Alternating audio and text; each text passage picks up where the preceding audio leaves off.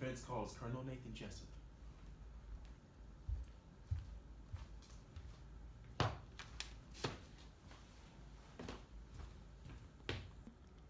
Colonel, do you solemnly swear that the testimony you will give in this general court-martial today will be the truth, the whole truth, and nothing but the truth? So help you God. Yes, I do. Colonel Nathan R. Jessup, Marine Ground Forces, Guantanamo Bay, Cuba. Thank you, sir. Would you please be seated? Colonel, when you first heard of Santiago's letter to the NIS, you had a meeting with your two senior officers. Is that right? Yes. The platoon commander, Lieutenant Jonathan Kendrick, and the executive officer, Lieutenant Colonel Matthew Markinson. Yes. And at present, Lieutenant Colonel Markinson is dead. Is that right? Please, the court, just what exactly is the defense counsel implying? I am implying simply that Lieutenant Colonel Markinson is not alive. Surely the court didn't need to drag Colonel Jessup to confirm that information. I just wasn't sure if the witness was aware that 2 days ago, the Lieutenant Colonel took his own life with a .45 caliber pistol. The witness is aware, the court is aware, and now the jury has been made aware. We thank you for bringing this to our attention. Move on, Lieutenant. Colonel, on the day of the meeting, you gave Lieutenant Kendrick an order. Is that right? I told Kendrick to tell his men that Santiago wasn't to be touched. And did you give Lieutenant Colonel Markinson an order as well? I ordered Markinson to have Santiago transferred off the base immediately. Why? I felt as though his life might be in danger once word of the letter got out. Grave danger? Is there any other kind? We have the transfer order co-signed by you and Markinson, ordering that Santiago be lifted on a flight from Guantanamo at 6 the next morning. Was that the first flight off the base? The 6 a.m. flight was the first off of the base. Colonel, you flew up to Washington early this morning, is that right? Yes. I see you're wearing your Class A uniform for your appearance in court today. As are you, Lieutenant. Did you wear that on the plane? Please, the court, is this dialogue relevant to anything in particular? The defense didn't have a chance to depose the witness, Your Honor. I would ask the court for a little latitude. A very little latitude. Colonel. I wore utilities on the plane. And you brought your dress uniform with you? Yes. And a toothbrush? A shaving kit? Change of underwear? Your Honor. Is the colonel's underwear a matter of national security? Gentlemen, you better be going somewhere fast with this, Lieutenant. Sir. Colonel? I brought a change of clothes and some personal items. Thank you. After Dawson and Downey's arrest on the night of the 6th, Santiago's barracks room was sealed off and its contents inventoried. 4 pairs of camouflage pants, 3 long-sleeve khaki shirts, 3 short-sleeve khaki shirts, 3 pairs of boots, 4 pairs green socks, 4 pairs black socks, 3 olive green t-shirts, 2 belts, 1 sweater. Please, the court, is there a question anywhere in our future? Lieutenant Caffey, I have to. I'm wondering why Santiago wasn't packed. Tell you what, we'll get back to that one in a minute. These are the telephone records from your base, coming from your base, in the past 24 hours.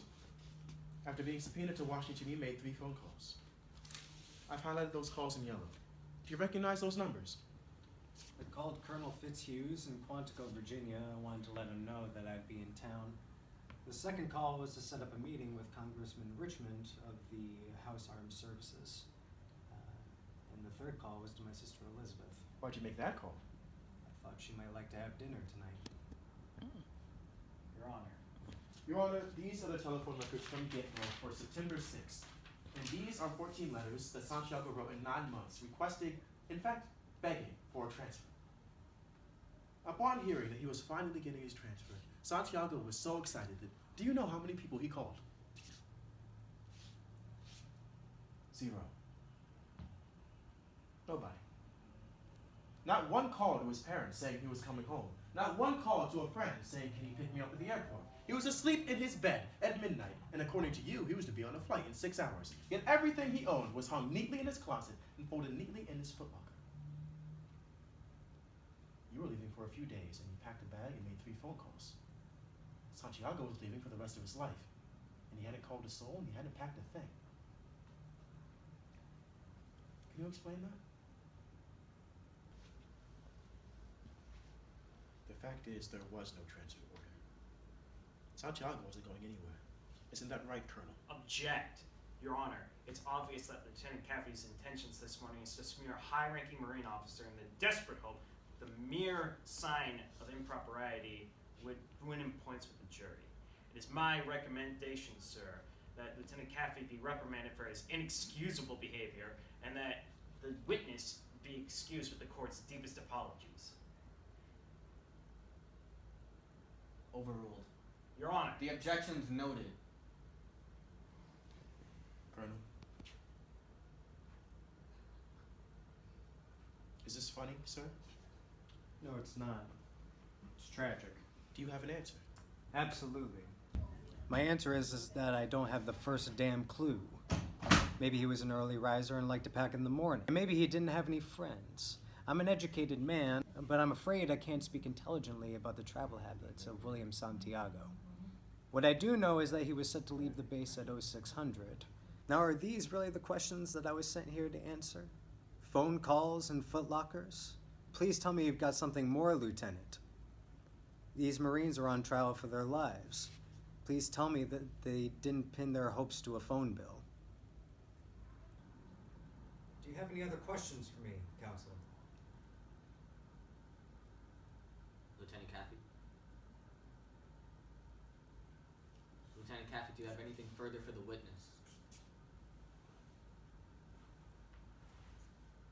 Thanks, Danny. I love Washington.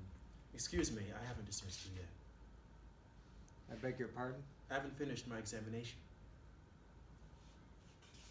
Sit down. Colonel.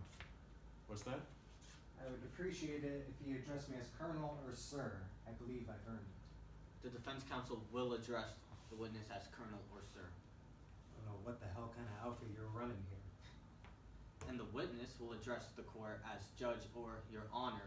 I'm quite certain I've earned it. Take your seat, Colonel.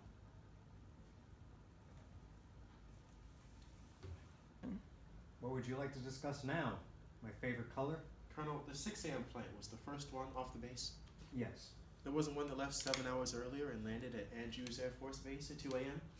Lieutenant Caffey, haven't we covered this already? Your Honor, these are the Tower Chief logs from Guantanamo Bay and Andrews Air Force Base. The Guantanamo log lists no flight that left at 11 p.m., and the Andrews log lists no flight that landed at 2 a.m. I'd like to admit them as Defense Exhibits A and B. I don't understand.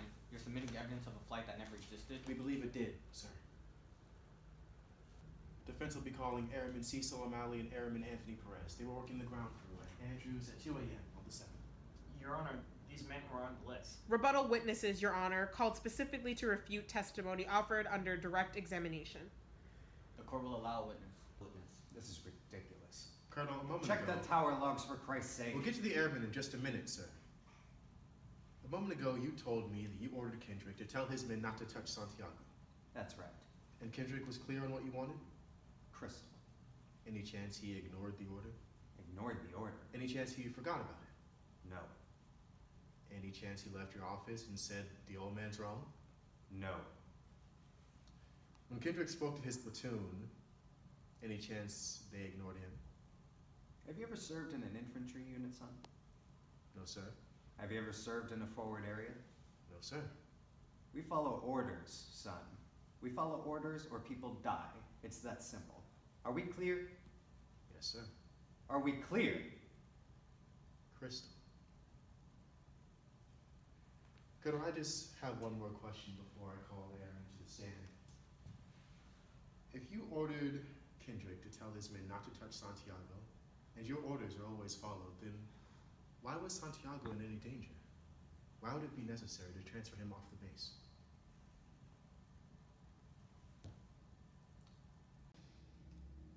Private Santiago was a substandard Marine. He was being transferred off the base. That's not what you said. You said he was being transferred off the base because he was in grave danger. Yes, I recall what You I said he was in danger. I said grave danger. You said... Yes, I know what I said. I can have the court reporter read back your... Yes, I know what I said. I don't need it read back to me like I'm... Then why the two orders? Colonel?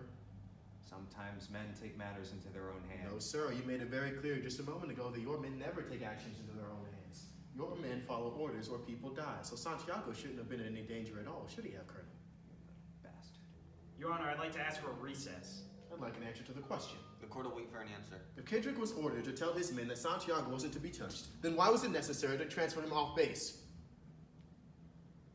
Colonel? Kendrick ordered the code red, didn't he? Because that's what you told Kendrick to do. Objection! When it was bad, you cut these guys loose. Your Honor! Like Marcus signed a phony Your transfer Honor! order and you doctored the law. God damn it, Cap! For the 4th time, if you order, You want I answers? think I'm entitled to them. You want answers? I want the truth. You can't handle the truth. Son, we live in a world that has walls, and those walls have to be guarded by men with guns. Who's gonna do it? You? You, Lieutenant Weinberg? I have a greater responsibility than you can possibly fathom. You weep for Santiago, and you curse the Marines. You have that luxury. You have the luxury of not knowing what I know. That Santiago's death, while tragic, probably saved lives. And my existence, while grotesque and incomprehensible to you, saves lives. You don't want the truth. Because deep down in places you don't talk about it at parties. You want me on that wall. You need me on that wall. We use words like honor, code, loyalty. We use these words as the backbone to a life spent defending something. You use them as a punchline. I have neither the time nor the inclination to explain myself to a man who rises and sleeps under the very freedom I provide, and then questions the manner in which I provide it. I'd prefer you just said thank you and went on your way. Otherwise, I suggest you pick up a weapon and stand a post. Either way, I don't give a damn what you think you're entitled to. Did you order the code red? I did the job you sent me to do. Did you order the code You're red? goddamn right I did!